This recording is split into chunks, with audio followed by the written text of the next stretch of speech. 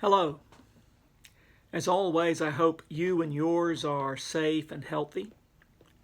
I remain grateful to say that to my knowledge, no one in our congregation has contracted COVID-19.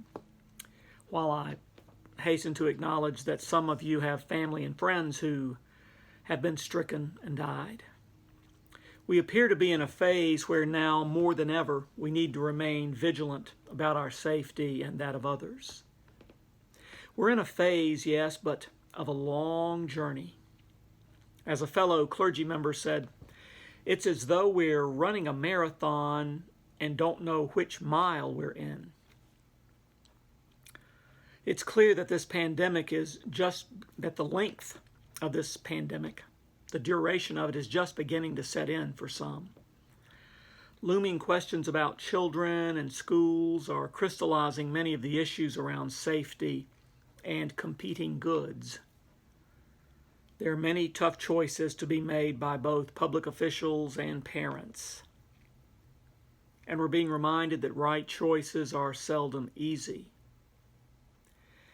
Now, if I can do this technologically, and it will be low tech, I want to show you a slide that was part of a presentation during one of our Zoom calls with the bishops and diocesan clergy.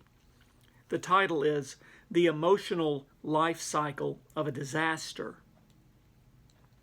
It also says elongated to distinguish this type of disaster from a tornado or a hurricane, and to indicate that the time frame for this cycle to work out will be longer. So look with me.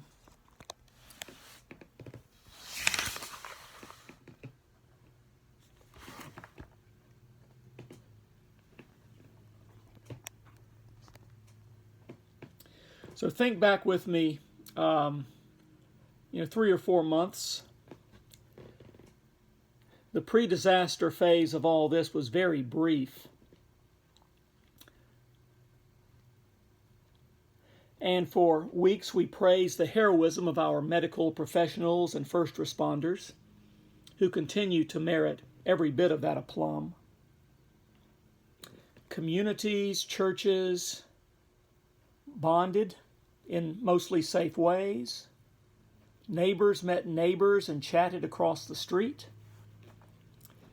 That may have been our honeymoon phase, while there was still a bit of novelty to all this, and we, rightly or wrongly, may have thought this would all be over in 2 to 3 months.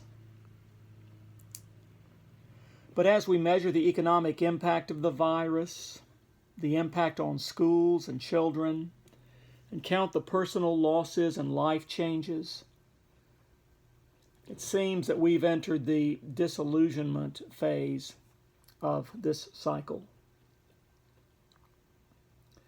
Now, the purpose of discussing this is not to give anyone permission to act out, but rather to help us understand, why we may be feeling like we're feeling, and to have some perspective around these feelings.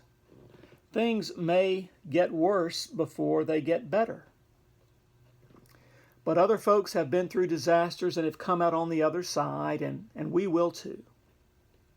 And your feelings of sadness and loneliness and frustration are understandable and okay. It's channeling those into productive, helpful, and life-giving responses to this crisis for yourself and for others, that will, with God's help, get us all through this. So know that I'm here to talk with you if you need me. So, I hope that was helpful. So keep the faith, keep doing the right things, love God and love your neighbor, pray for the world. I look forward to being with you virtually on Sunday. So long.